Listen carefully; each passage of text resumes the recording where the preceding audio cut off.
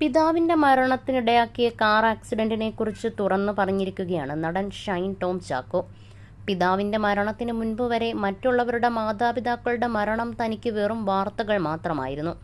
എന്നാൽ അച്ഛന്റെ മരണം ജീവിതത്തിൽ വലിയ തോതിൽ ദുഃഖം സമ്മാനിച്ചുവെന്നും പിതാവിന്റെ മരണത്തോടെ ഏറ്റവും വലിയ നഷ്ടമുണ്ടായത് അമ്മയ്ക്കാണെന്നും ഷൈൻ പറയുന്നു.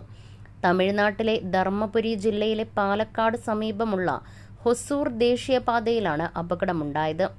ഷൈൻ ടോം ചാക്കോയുടെ പിതാവായ CP ചാക്കോ സംഭവ സ്ഥലത്ത് വെച്ച് തന്നെ മരണമടഞ്ഞു.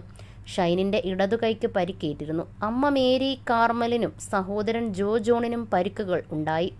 ഡ്രൈവർ പരിക്കില്ലാതെ രക്ഷപ്പെട്ടു. ഷൈൻ ടോം ചാക്കോയുടെ വാക്കുകൾ ഇങ്ങനെയാണ്: സിഗരറ്റ് വലിക്ക് പകരമായി തുടങ്ങിയ ശീലമായിരുന്നു ബിസ്ക്കറ്റോ അങ്ങനെ എന്തെങ്കിലും കഴിക്കുക എന്നത്.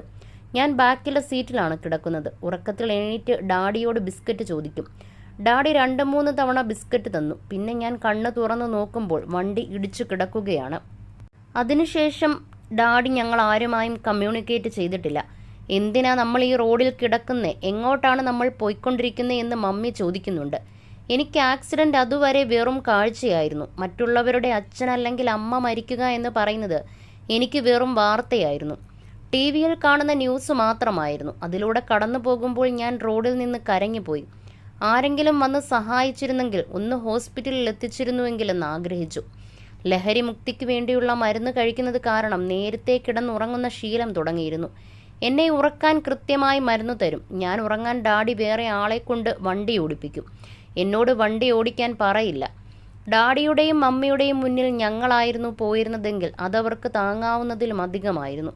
മക്കൾ കൺമുന്നിൽ നഷ്ടപ്പെടുന്ന മാതാപിതാക്കളുടെ വേദന എനിക്ക് സങ്കല്പിക്കാൻ പറ്റില്ല. എൻ്റെ ഡാഡിയുടെയോ മമ്മിയുടെയോ മുന്നിൽ വെച്ച് ഞാനോ അനിയനോ ആയിരുന്നു പോയിരുന്നതെങ്കിൽ അവരതെങ്ങനെ അതിജീവിക്കും? ആക്സിഡൻ്റ് ആയ അന്നു മുതൽ മമ്മി ഡാഡി എവിടെയെന്ന് ചോദിച്ചിരുന്നു. തൊട്ടടുത്ത സീറ്റിലിരുന്ന് യാത്ര ചെയ്തിരുന്നതല്ലേ ഡാഡി. ഡാഡി നമ്മുടെ കൂടെ തന്നെയുണ്ട്, എങ്ങോട്ടും പോയിട്ടില്ല എന്ന് ഞാൻ ഇടയ്ക്ക് പറയും. എനിക്കങ്ങനെ പറയാൻ പറ്റുള്ളൂ. എന്നിട്ട് ഞാൻ കരയും. അപ്പോൾ ഞാനും കരുതും അമ്മയ്ക്ക് മനസ്സിലാകുമെന്ന്. കുറച്ചു കഴിഞ്ഞ് മമ്മി വീണ്ടും ചോദിക്കും ഡാഡി എവിടെയെന്ന്. സ്ട്രക്ചറിൽ കിടക്കുന്ന അവസ്ഥയിലായതിനാൽ അവസാനമായി പോലും ഡാഡിയെ നേരാംവണ്ണം കാണാൻ മമ്മിക്ക് കഴിഞ്ഞിട്ടില്ല. മമ്മിക്കാണ് കമ്പാനിയൻഷിപ്പ് ഏറ്റവും കൂടുതൽ നഷ്ടപ്പെട്ടത്.